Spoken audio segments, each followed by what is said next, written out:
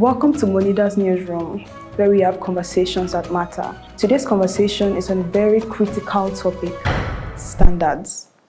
We all know the frustration of poorly enforced regulations, from bad roads to collapsing buildings to industries where it seems like the rule is only applied when disaster strikes.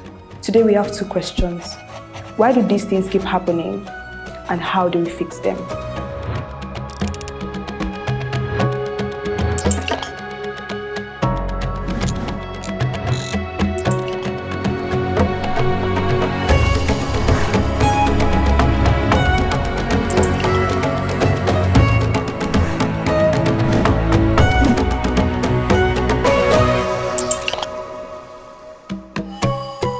Joining me today is someone who is very invested in these questions. He is the Vice President Trade Operations at Moneda Invest and a keen observer of Nigeria's economic landscape.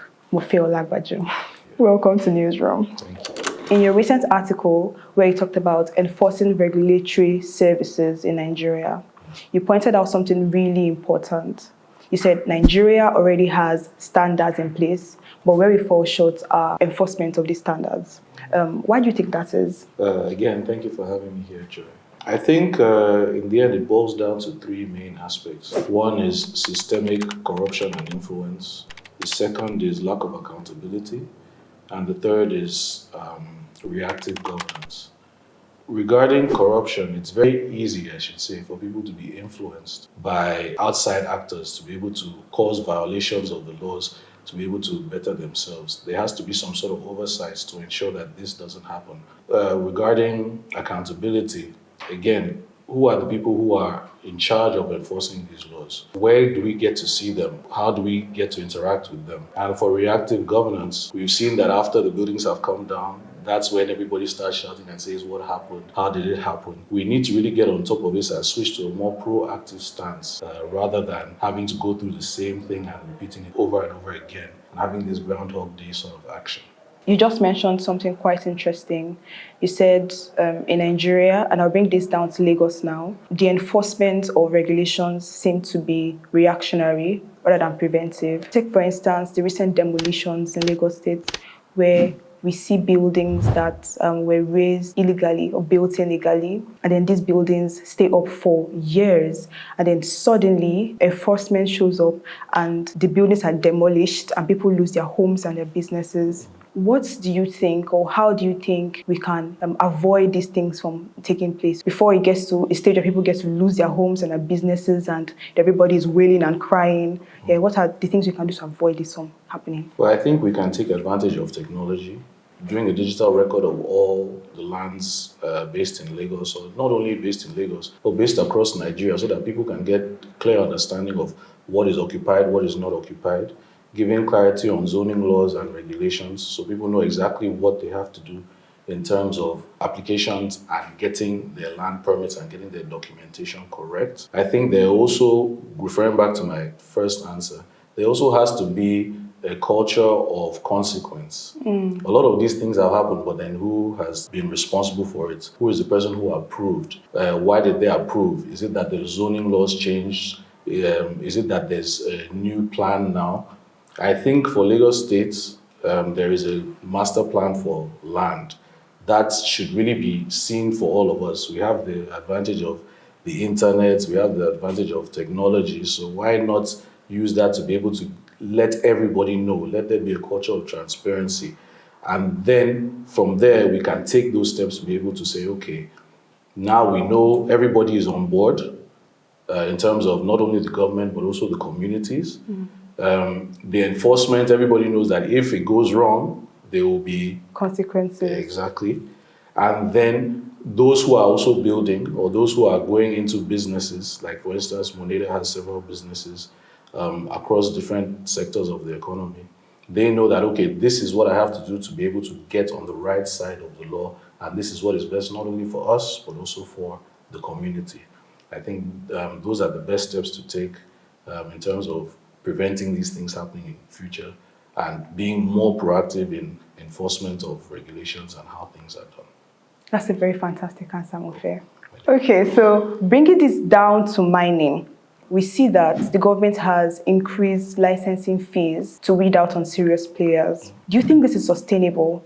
And if not, how do we best go about this? So I think the start is stricter due diligence on the actors who are working inside the sector. I know that raising fees may discourage speculators, but at the same time, it may also discourage smaller players who want to work in the mining sector and want to play in the mining sector. And it's something that is for everyone. But at the same time, knowing the customers better and knowing those who are working in the sector better allows the government to say, okay, what is their technical expertise? What is their financing capacity? What area do they really want to play in terms of the mining? The second is stronger compliance. I know that it's something that the ministry is working on very diligently to be able to ensure that there is more compliance and there are audits on the work that is being done. And then finally is the transparency of where the revenue goes. Okay, after this is paid, where is it going? Is it going on more aeromagnetic searches? Is it going on more geological surveys? Is it going for payment of salaries? It doesn't really matter, but insofar as we all feel part of the growth of the industry, I think it would be better not only for the players who are in the industry, but also for all Nigerians totally. And I think this not only applies here, but across all climes and everyone who wants to deal in the mining sector. Interesting. If we really want to fix this, I would say it's going to take more than policies on paper. So what do you think are the critical steps that we need to take to make sure that regulations are enforced across industries? So I think the first step we have to take is civic engagement and education. Getting communities involved and letting people understand that, okay, these are the laws that are pertaining to it. Because it's not only government enforcing standards and regulations. We also have a responsibility to play as a community generally. The second is using technology to our advantage. I think we need to use the tools that have come about to be able to not only educate people and create more transparency around these processes, but also make it easier so that for application and be oversight of all these things. And then finally, there need to be consequences. There needs to be consequences for when there's misaction, such as a building falls, or somebody has done illegal mining, or the processes or applications are not followed.